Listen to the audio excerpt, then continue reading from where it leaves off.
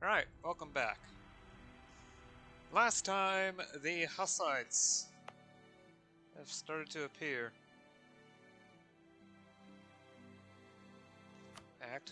Praha is now majority Kalikstein. Yeah. Thankfully, I have a high level of tolerance of heretics thanks to, well, the Hussite legacy idea.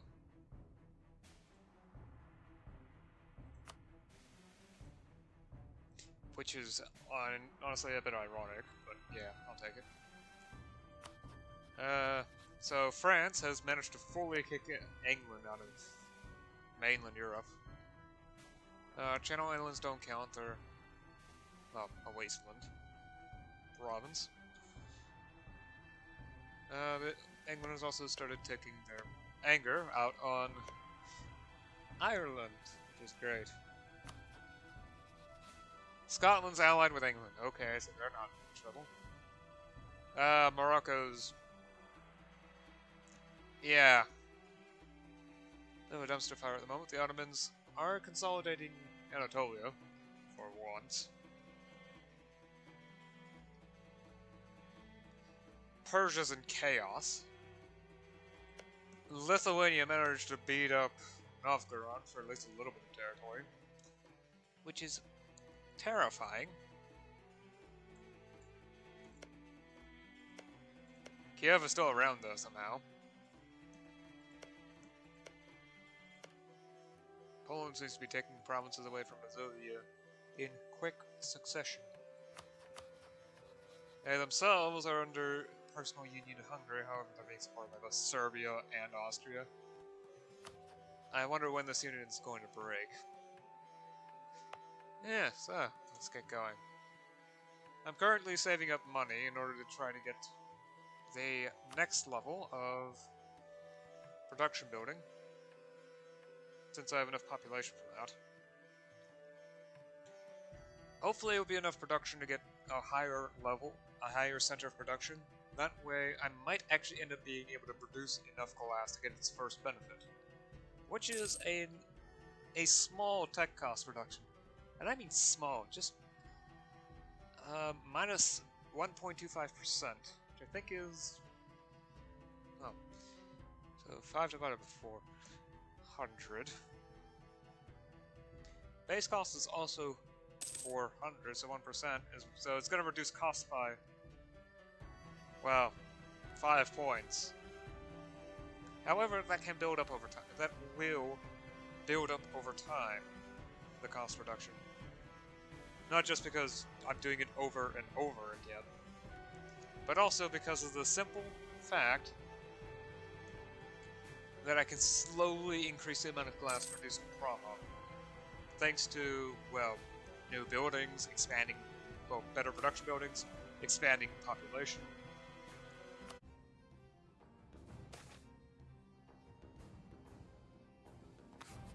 Papal legate arrives. The Catholic Church has appointed a bishop to root out the Lollard heresy in Bohemia, and given him the powers necessary to excommunicate and dispossess heretics from their benefices. However, the Church soon found that its authority in Bohemia was limited without the support of the Queen Regent. Ironically, one of the chief tenets of Lollardy was the idea that the Queen Regent, not the Pope, should be the head of the Church in Bohemia. Displeased with the situation, the Pope sent a strongly worded missive to Aliska, demanding that she do her Christian duty and reinstate Catholic priests loyal to Roma while excommunicating the heretics and placing them on trial. Something that should have been done years ago. The Pope hinted darkly that unless the Queen Regent agreed to persecute the Hussites, the Church may have to call a crusade to set things right.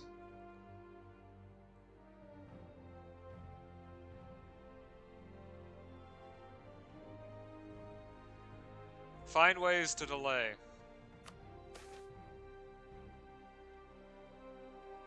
I'll deal with this later. It gives them 5 loyalty, at the cost of 10 prestige. It's even better than the normal method of just giving them prestige, giving one of the lesser nobles prestige. Even at this level. Sure, it costs only 10, however, well, 10 prestige. However, I do have to spend 4 Diddler points. Alright, I will be getting stat points for doing this.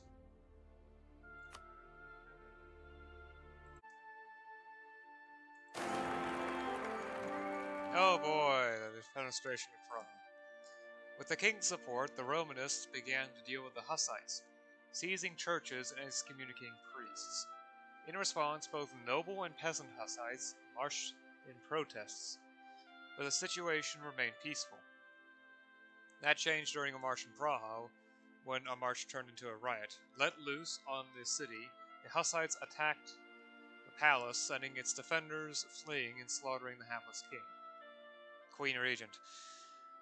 News of the murder shocked the countryside, further polarizing the two camps. It was now clear that the Hussites had come too far to back down.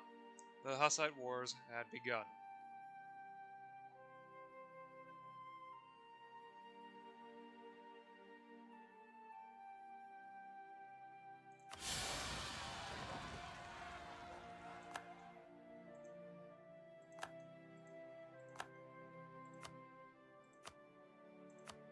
At least I got 10 more Imperial Authority. Thanks to a brand new setup, I guess. Forest hills, grass hills.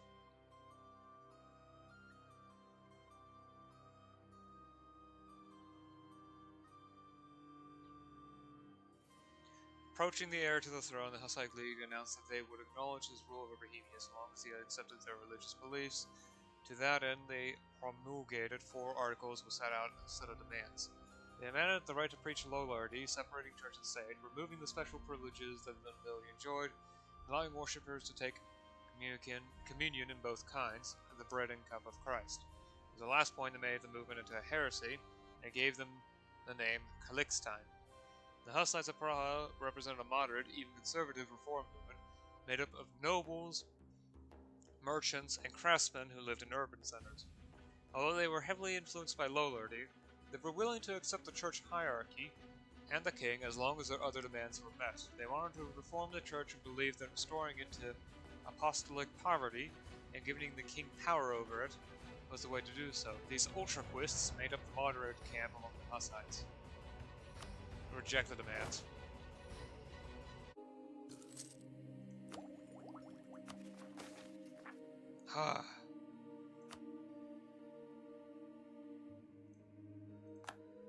Praha is besieged.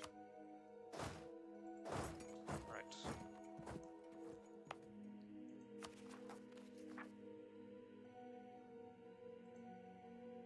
So there's no longer a time limit that I need to worry about. Additionally, I should start to see taxes from Praha again.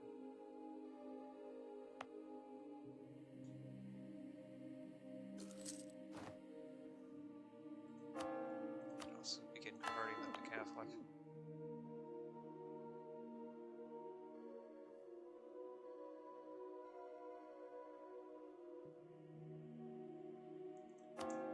And I can't do anything with the burgers. Great, they have minor expansions of autonomy. At the very least, I should be able to interact with them once the thing recalculates. So there's that, at least.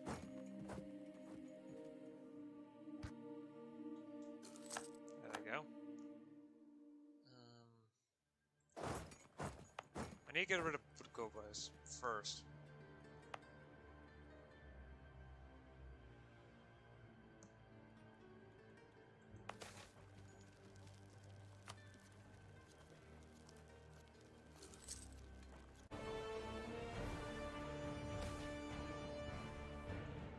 There we go.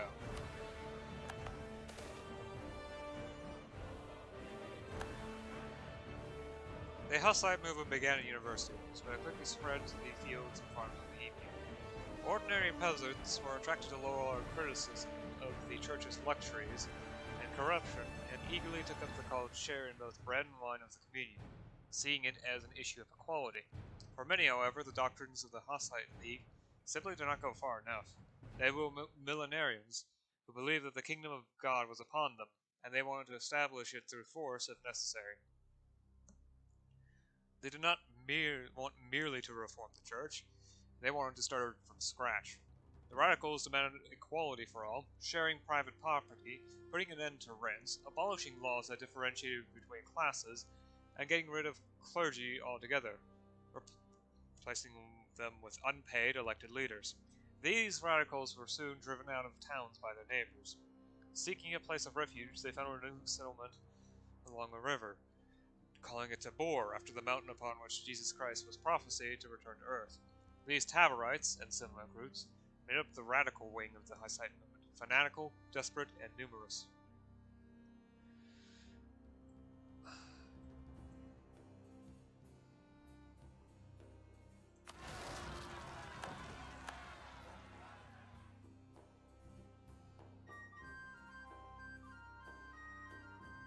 Well, I can just end it here. We have won a decisive victory in our war of religion. With the fall of the last enemy stronghold in 1409, the Catholic faith crushed the last major opposition in the war of religion gripping Bohemia. Although some rebels fought on, it was clear that the heretic cause was lost. All that remained was for the winners to dictate the terms of the loss.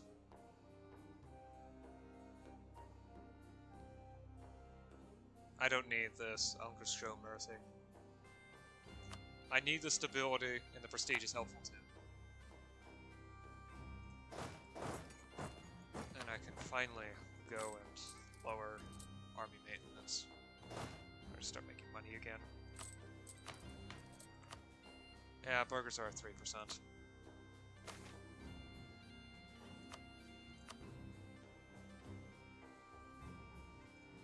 months before I can offer favors. I'm just hoping I can get paid. Okay. Ooh.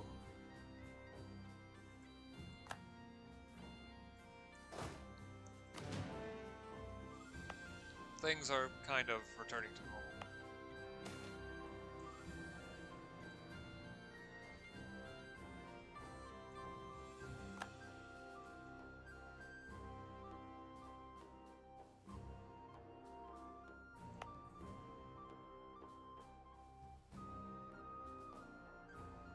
I could really use legitimacy, so I'll execute the rebel leaders but show mercy to rebel supporters.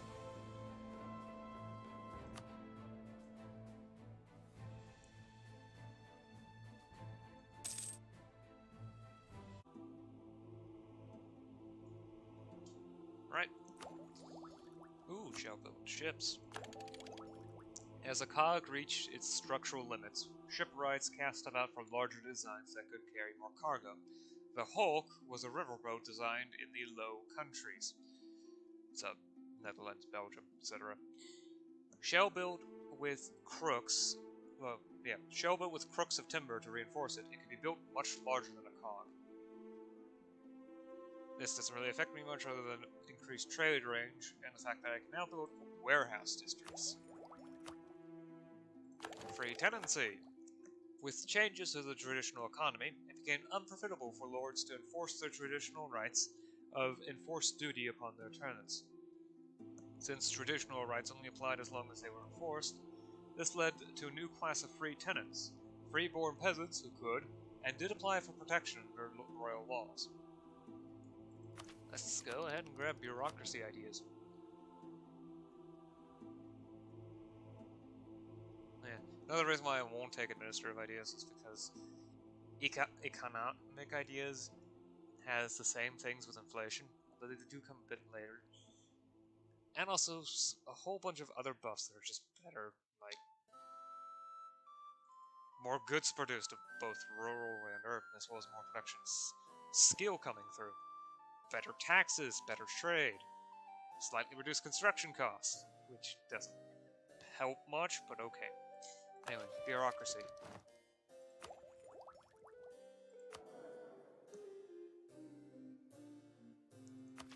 Definitely going to grab that first idea. I can let the game run while I read this.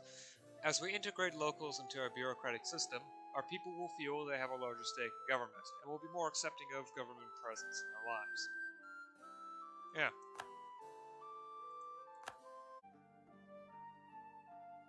Oh, yeah, some glass right there. So I now produce enough glass from Praha in order to get the benefit. Though it seems to be a bit unstable. As I just achieved it. So any increase in development anywhere else, or actually anywhere, If it doesn't coincide with a similar increase in production, yeah, uh, I will lose that benefit, even if it's not very strong of a benefit. Anyway, even in 1410, it was dangerous to openly criticize the Catholic Church. Ah, those who dared to suggest the state church or its agents could be corrupt, wrong, or backwards were sure to face public censure, both formal and informal. For this reason, critics of the church tended to use allegory and satire to point out imperfections in the church. A book published in Praha recently criticizes the church at the highest levels. Thanks to a new method of printing books, it has become largely popular, perhaps dangerously so.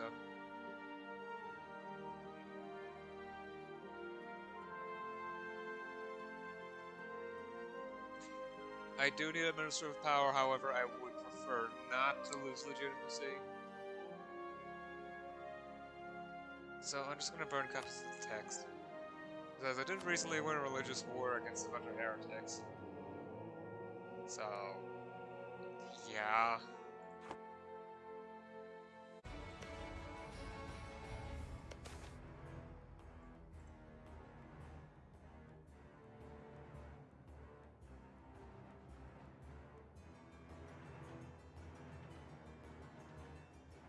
A school of thought called humanism spread out of Italy, claiming that since God gifted man with intellect, intellectual pursuit was divine.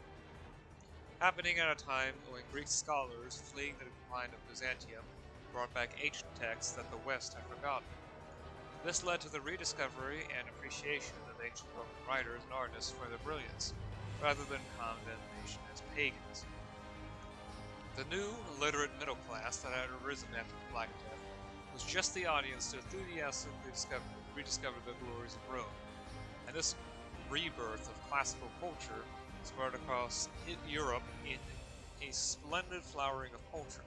However, the same ideas also led some to heresy. Seeing the brilliance of ancient Rome, some humanists began to believe that reason could justify their lack of faith and began to judge everything as reason, even the church itself. I think I'll go humanist.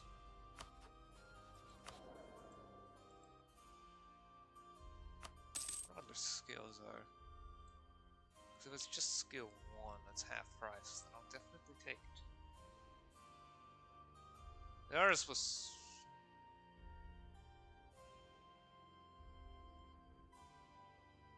skill 3. In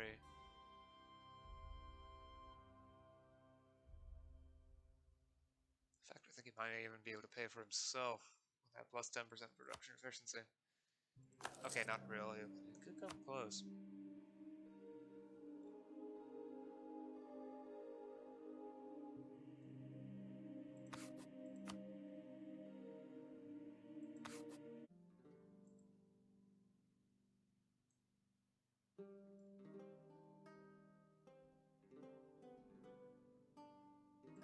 The renowned mathematician okay, back to Poland and Lithuania. Lithuania themselves has 2 subjects, Polotosk and Bryansk. Yeah, Kiev is still somehow independent. Don't ask me how. For some reason, they haven't died yet. And now it's not their allies, they're only allied with Kharashov over here, and Novosil right here. On all accounts, they should be dead, but they're not. Jeez. Anyway, the renowned mathematician Jindřich z Velislavina, so my natural scientist, has run afoul of the church after publishing a horoscope of Jesus that was calculated mathematically. It has become very popular and has led to a resurgence in astrology and unusual interpretations of the Bible. With the horoscope circulating even beyond the borders of Bohemia, church leaders have called on the king to charge the author with heresy. This is not the first time Jindřich z Velislavina has caused a scandal. Born a bastard, suffering a rocky marriage, 3 children who have all run into the law, and a massive gambling debt from an addiction to gambling. from which was derived the principles of probability mathematics. Undeniably gifted, Jindrisi Velislavina is also undeniably causing headaches for us.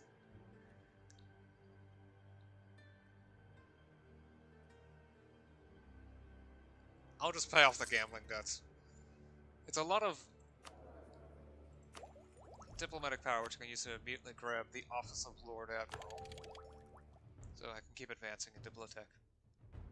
I might even be able to soon reach parity with time. Anyway, the office of Lord Admiral. As navies grew larger, it became important to have more control over them.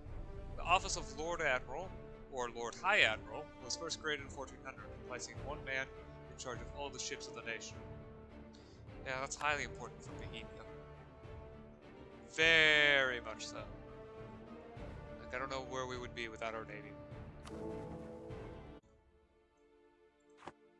Before that goes away. The Academy. Maintain that production efficiency buff. And increasing innovativeness. Anyway, with a renewed emphasis on the glories of the past came attempts to re-establish their institutions. One such attempt was a new academy, modeled after the one run by Plato. There, like-minded philosophers could meet and debate issues without fear of censorship, and youth seeking an education could attend and enrich their minds. +1 state.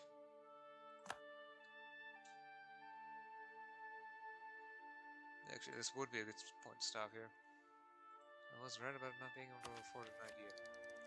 Well, I'll definitely be able to grab at least one.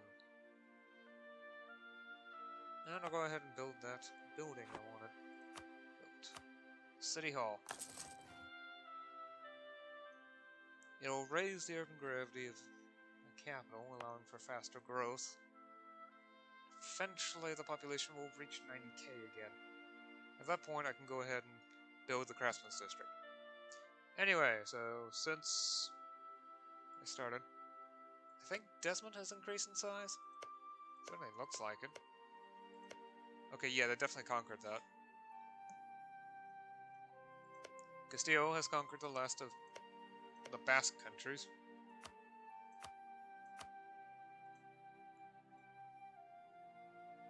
Interesting.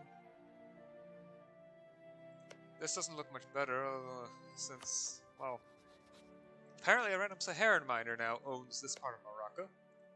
Isn't that wonderful? Lithuania is now Catholic and under PU to Poland.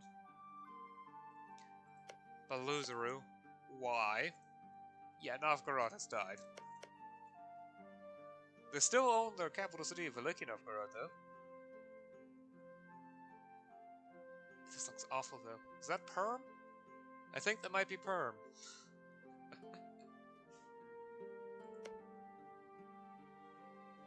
I mean, this hasn't gone completely chaotic yet. I don't see entirely much change. I mean, well, I can see Isfahan now. That is bizarre. Yeah. Serbia's empire has definitely collapsed by now. So all the decentralized vassals that they had have gotten their independence. Other than that, I don't really see much difference.